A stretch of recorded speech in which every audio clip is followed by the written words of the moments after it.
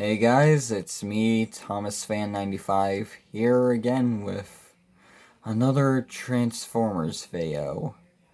This time on one of my newest editions. Well, actually my newest edition, my actual newest edition. Right after I did that collection video with my Transformers, I got myself another one, this time being Ratchet. Who's one of my favorite ones. I like him. It's pretty cool. And I got him in the Authentics line, because this Earthrise figure is pretty hard to come by, and considering how it's paired up with Lifeline, it's about $40 or so pretty expensive. Until I can get my hands on that, this'll have to do for now, but this one's pretty fine for starter figure. I used to have the original four Authentics, those being Optimus, Bumblebee, Megatron, Starscream, but I got rid of them because, well, I just didn't really care about them anymore, so I got better Transformers figures. But I decided to get this one, and once I get myself a better Ratchet figure, this one might end up going into a donation bin like my other 4 figures, but who knows. Alright, enough talking about that. Now on to this figure. The Authentics line were loose. They're based on the G1 art, but they're made sort of differently.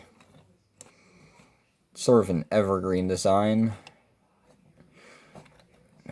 meaning that they're based on their G1 designs, but made in a way so that they can be sold at certain places for a long time, and they wouldn't have to worry about them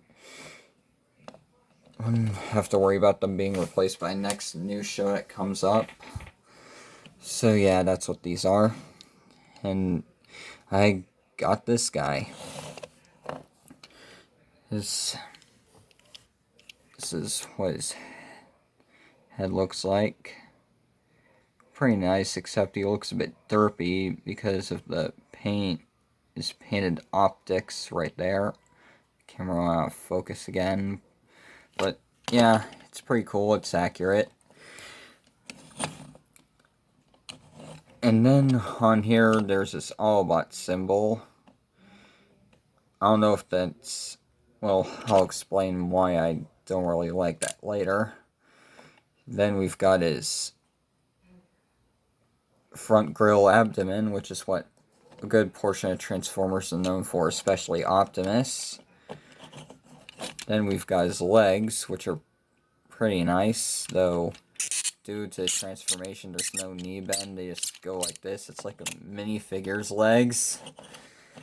Then his arms are just this mess right there instead of it being flat and stuff. And yeah, I don't know why they wouldn't have just made it so that these bits right here could just fold up or back. That would have looked nicer, and it wouldn't obstruct the view of his head so much, but it's fine. Then we've got the arms. These aren't 5mm ports, so he can't really hold practically any guns made in the Transformers range. Well, any sort of gun in any sort of Transformers toy range at all, but the articulation's nice. Ball joints, they're nice. Then on the back, we've got some vehicle kibble right here, but I'm just gonna say parts because I like that word better. Then there's his backpack, for lack of a better word. It looks nice. Yep, he's got screws on the middle of his backpack and on his rear. God, I can already see a bunch of moms complaining about that. Now on the transformation. So basically just take these bits and fold them like this and then put them like that. Now he looks like his G1 figure without that back thing that comes off. I just put these up like so, and then fold that together, and then oh, fail right there. Okay, there we go. And in his vehicle mode, there's no robot mode part showing unless you look underneath, and then you can see his head and stuff, but most people won't really notice that. Well, no one will notice it. You have to lift this up in order to see it. And then there's this front. There's no Autobot symbol. I don't get why they would put it on his chest in robot mode, but not have it on vehicle mode. Would have been... I mean, there's not really any other place to put it, but... yeah, it just looks kind of weird, especially considering how it's not there in vehicle mode.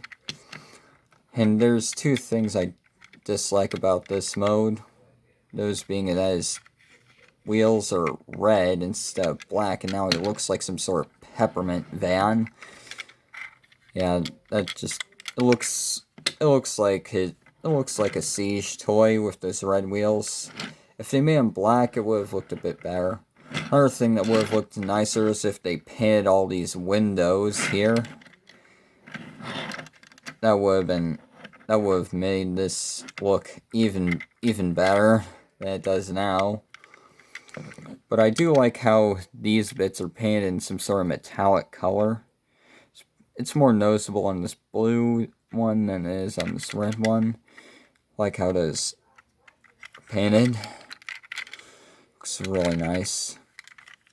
Another thing I don't really like, though this could be just my Ratchet, is that you can see that there are these gaps here and they don't really fold in. I press them down and yeah, they just don't, it just doesn't want to fold in right there. Oh, I just noticed there's one more thing I forgot to mention about the paint. This red stripe here doesn't go all the way around, even though it's pretty clear that it could. I get that these were made to be dollar store toys, but yeah, it would have looked so much nicer. Not that it doesn't look nice, but it would have looked, if they were to fully paint the windows and the stripe on the back and several more details, this thing would have been probably one of the best small Ratchet figures out there. But as it is now, it's just okay. So yeah, that's my review on Ratchet, the Authentics toy.